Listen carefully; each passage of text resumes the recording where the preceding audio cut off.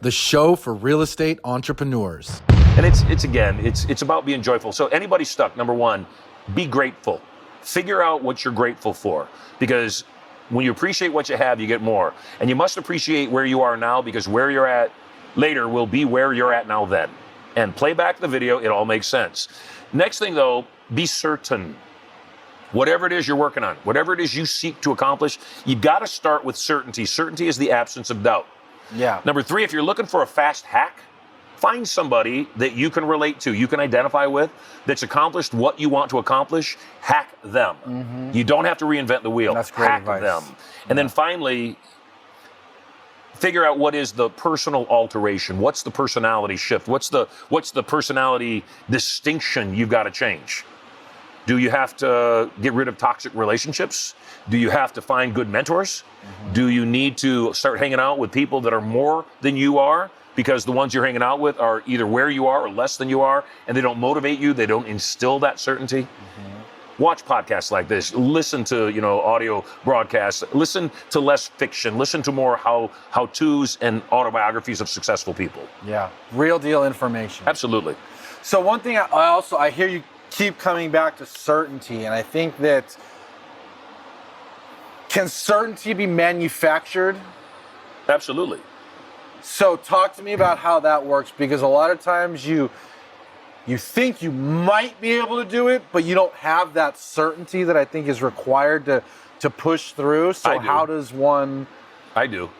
What you just did was called a projected program. And what a projected program is often you don't think you can. And I know you're just talking in global statements. Right. You weren't talking about me. Right. Except the moment you say it to me and I agree, I accept it as a program. Okay. So anytime somebody says I or I am, do you have a hard time remembering names? That's the reason, right there. That's it. The only distinction between a genius and a moron is they know who they are. A moron looks at a circumstance and something they don't know how to solve, and they say, I don't know how to solve that. I'm a moron. I couldn't possibly figure it out. Oh, yuck, yuck, yuck. And they move along. A genius will look at that same circumstance and say, I have no clue of how to solve that circumstance. Yet I am a genius. I'll solve it. I have no idea how to invent the electric light bulb. I have no idea how to create teleportation, except I'm a genius. I will figure it out. Mm-hmm. And I'll keep throwing noodles until I do. The Teslas, the Edisons, the Musks of the world, their brain, my brain is wired differently. Your brain is wired differently.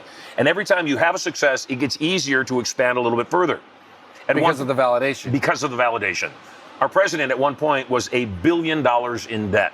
He and his wife walking down the street past a homeless person. He says, that guy's worth $1 billion more than me because he doesn't owe anybody $1 billion.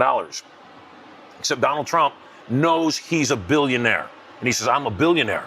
So even if I'm down, I'm getting back up again because I know what I'm doing. They say your first million is the most difficult one to make. That once you make your first million, you know you can, even if you lose it. So here's my advice to you. Skip the first one altogether. Move right on to the second one. And here's how you move on to the second one. Say these words out loud for me. I am a millionaire. I am a millionaire. Even if the money has not yet been deposited in my bank account. Even if the money has not yet been deposited in my bank account. See, that was so profound, the lights went out here. Man. We just shut it down. That was so powerful, we sucked all the energy right out of the LEDs.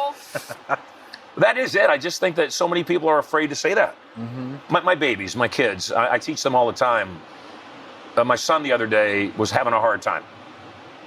And I said, son, act as if you're happy. I don't know how to act as if I'm happy, Dad. I said, when you act as if you're happy, your brain will start to be tricked. It'll think you're happy. He said, what do I do? I said, son, I've never seen you walk across the floor in your entire life. He's 6 years old. The only way you move from one place to another is you dance. You dance across the floor. His name's Maximus. And I said, Max, you have this other thing that you do that brings instant joy to you and to everybody around you. You look at them, you go. So my daughter. Yes. And I said, Max, that makes you happy. It makes me happy. Just do that. And so he's kind of still, I said, just do it one time. I said, no, do it like you do it. Smile like you go. Smile. And he does it, and he's like giggling and laughing and back to joy again. And so it's true. Our physicality creates state for us. And I have a process that we do, WWMD. What would a millionaire do? What would Marshall do? It works with everything, though. What would a great parent do? another challenge the other day with one of my babies, and they were having a hard time. I sent them to their room. And even though I thought in my brain that's what needed to happen, I sat down at my desk and I said, maybe they just need you to talk. Maybe you should go back in there and do a different strategy. And I went back in and I sat down and I said, I'm not happy right now. And I can tell you're not happy right now, except I want to change up my strategy to see if this won't help you understand this a little bit better. And that is the thing, is you got to have a big tool belt. No matter what the task at hand is, you got to be willing to shift up strategies. Don't do the same thing in the same way again. It produces the same result. Keep shifting up. And when you do that, you end up getting closer and closer and closer and closer. You know, we have all sorts of processes we use inside of our sales processes, that little subtleties that we do.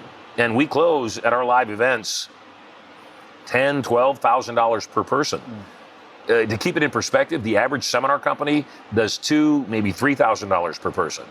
And our customers are evangelical. Those are big because numbers. They produce amazing results. They come back again and again. To listen to this full Founders Club interview, go to foundersclub.tv.